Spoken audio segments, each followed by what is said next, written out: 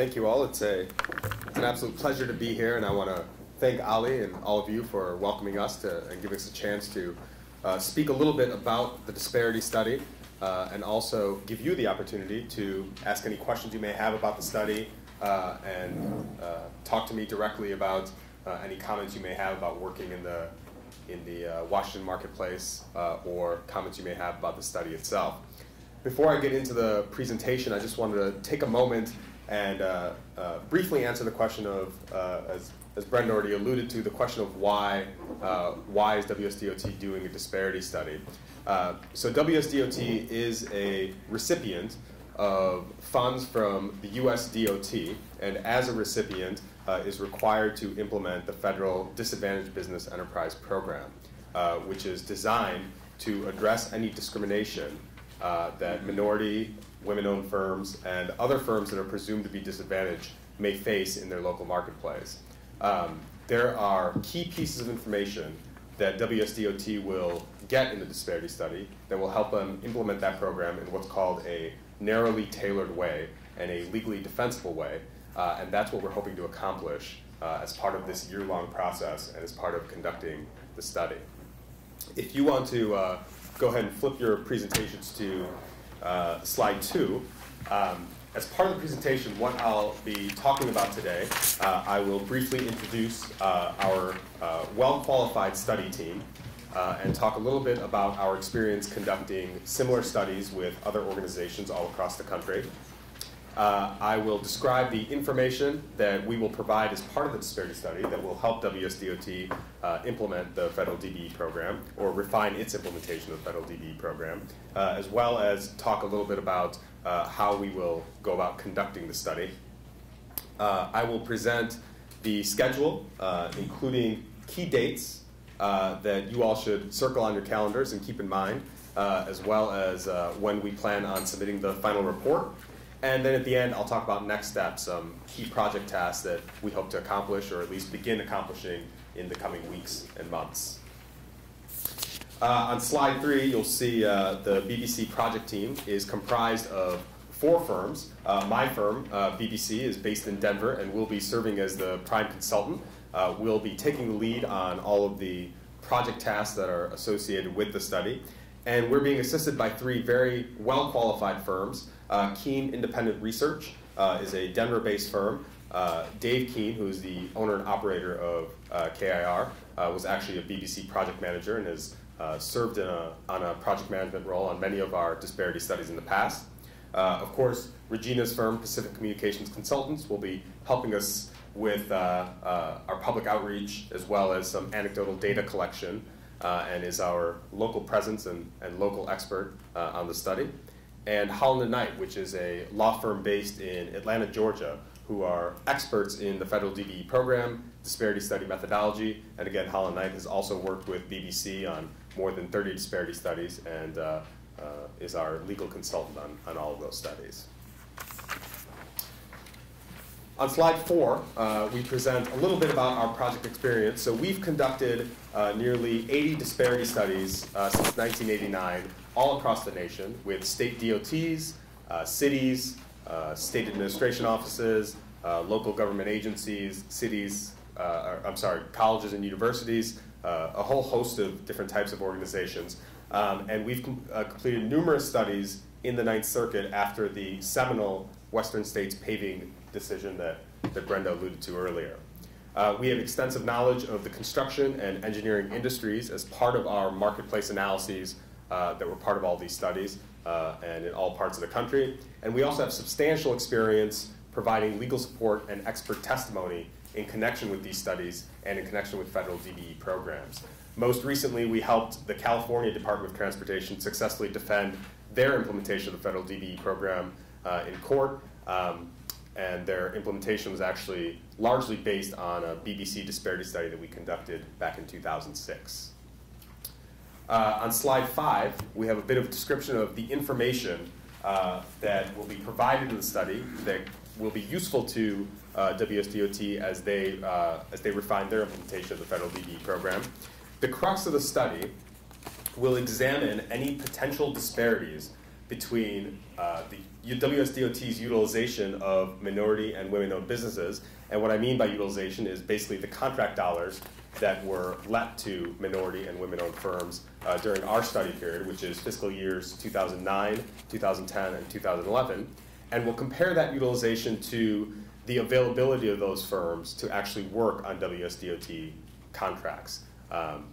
And we will measure those things both overall as well as disparities, and also broken down by important characteristics. So we will examine disparities by different MBE, WB groups, by different work types, that is construction or engineering, by different contractor roles, so prime contracts versus subcontracts, different regions of the state, depending on where the contract originated, as well as different funding sources, so federally funded contracts versus state or locally funded contracts. The study will also include a comprehensive legal analysis that concerns the federal DE program and its implementation. So this will include a review of relevant case law, federal regulations, state and local regulations that guide the implementation of such programs, and as well as local minority and women-owned business programs. We will conduct comprehensive analyses of marketplace conditions, both quantitatively and qualitatively. We'll actually reach out and interview a number of firms in the state, and I'll talk a little bit more about that in just a minute when I talk about our methodology. We'll also review contracting practices and program measures that are in place right now at WSDOT to identify any potential areas that are acting as barriers to small businesses, including many minority and women-owned businesses, in actually participating in WSDOT contracting. And finally, as we've mentioned, the study will provide a host of different types of information that will help WSDOT with its program implementation moving forward in terms of setting its overall DB goal, identifying groups that may be eligible, if any, for race and gender conscious program measures, and considering additional measures that WSDOT may implement in the future. On slide 6, in terms of our methodology is really designed to be a close collaborative effort with WSDOT. So throughout the study, we'll be working closely with Brenda and her staff in the Office of Equal Opportunity, as well as WSDOT management staff in relevant WSDOT divisions. We will engage extensively in public communication and engagement. For example, we have a web page that will go live here in the coming weeks, which will provide regular updates on the study's progress, as well as bring attention to key events that are coming up to make sure that the public is aware of them and can join us and engage in the process as much as they'd like. In addition, we'll have some of those public meetings that Regina just introduced as well, and I'll talk a little bit about those in a second as well. We will be completing our in-depth legal framework and analysis. BBC will be collaborating closely with Holland and Knight. We'll be taking the lead on that task, and it's already underway, and we'll be including an extensive description of the legal framework as part of the final report. We will be computing accurate estimates of both the utilization side of the disparity analyses, which is the dollars that actually went to minority and women-owned firms, as well as the availability side, which is the dollars that they would be available for as part of availability interviews. So we will be completing or attempting to complete tens of thousands of interviews throughout the state with firms working in industries relevant to WSDOT contracting.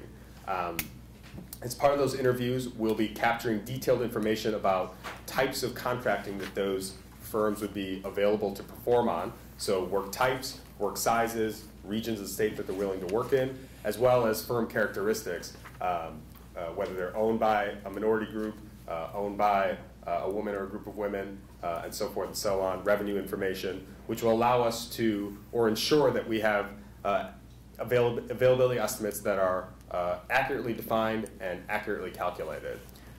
From that information, we will then measure disparities and use sophisticated statistical tools to identify which of those disparities are statistically significant. We will be completing comprehensive quantitative marketplace analyses using census data and other data sources to determine whether there are barriers that small businesses and minority and women-owned businesses face in the areas of entry and advancement, business ownership, access to capital, bonding and insurance, as well as the relative success of those businesses compared to businesses owned by white males. And we'll also be completing qualitative market analyses to go along with all that quantitative analysis to sort of bring life to the data. So we'll be completing in-depth anecdotal interviews with firm owners throughout the state, different types of firms, different types of firm owners, both minority-owned, women-owned, and white male-owned, to get a sense of what the conditions are like in the Washington marketplace, and to get their views on barriers that their firm may have faced, barriers that other firms may face, or any race or gender discrimination they're aware of taking place in the marketplace. We'll be completing sophisticated bid capacity analyses as part of our availability analysis, which is an important component for a study of this type, where we'll look at not only what types of contracts firms are available for, but also what size contracts they're able to bid on, able to perform on, and we'll incorporate that information into our availability estimates. And finally, we'll provide thoughtful recommendations to WSDOT throughout the process, but also as part of our final report as to their implementation of the federal DBE program. Again, going back to setting their overall DBE goal, identifying groups that might be eligible for race or gender conscious measures, and additional program measures for consideration to encourage the participation of small businesses, including many minority and women-owned firms as well. On slide 7, you will see our project schedule, and there's just a few things I wanted to point out. So we kicked off the project in mid-December with a couple of project initiation meetings, both with WSDOT as well as the DBE advisory group. And as Regina mentioned, you have a copy of the members of that advisory group. Their role on the project is to help oversee the disparity study process, and also throughout the study, we'll be presenting status updates to them as well. And if I could have you hold your question just for a couple minutes, I'll answer them all at the end. Next month, the second and third week in February, I want to encourage all of you who are interested in the transportation contracting industries locally to join us at the public hearings and the public meetings, where we'll again introduce the study and the methodology to the public, but the lion's share of those meetings is really to hear from you all and to give you the opportunity to submit verbal or written testimony about your experiences working in the marketplace, whether it be with government agencies, private sector, but also with WSDOT. And many of those comments we'll consider and maybe integrate it into the final report once it comes out. And we intend on delivering the final report at the end of December 2012. So all these analyses that I've described will basically take us a year to complete from the project initiation meetings that occurred last month. And on slide 8, our next steps for the study. We will continue work on the legal framework and analysis for the study. As I mentioned, we'll be conducting those public hearings in an area near you next month. So we have one in North Seattle and South Seattle. So if one location isn't convenient for you, hopefully the other will be. We'll also be engaging trade groups and other business organizations in formats similar to this, where we will go and hopefully get the opportunity to present the study at organization meetings and give their membership a chance to speak with us about their experiences in the local marketplace, ask any questions about the disparity study, and so forth. We will be continuing the process of collecting and reviewing utilization data from WSDOT, and also initiate data collection from sub-recipient local agencies as part of the process, because their data will also be included as part of our analyses, both or in terms of the utilization, availability, and the disparity analyses. And we'll begin those availability interviews that I described earlier. So we'll be identifying the industries that are most relevant to WSDOT contracting, and we'll begin making our calls and trying to get people on the phone to answer questions about their firm. So if you work in the transportation contracting industries, I urge you, if you hear from us, please don't hang up, and we would really like your participation. So sort of keep your ears to the ground in terms of looking for those calls.